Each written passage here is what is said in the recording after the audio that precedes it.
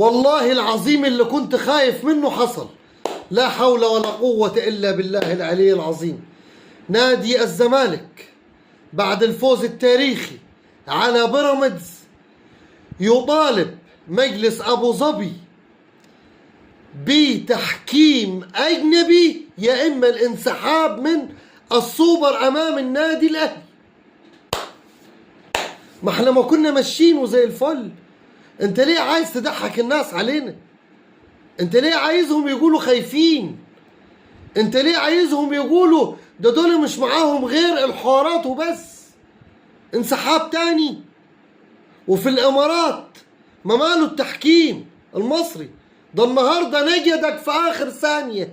يبقى التحكيم بخير، يبقى التحكيم زي الفل. ماله التحكيم؟ ما عليهوش اي حاجه.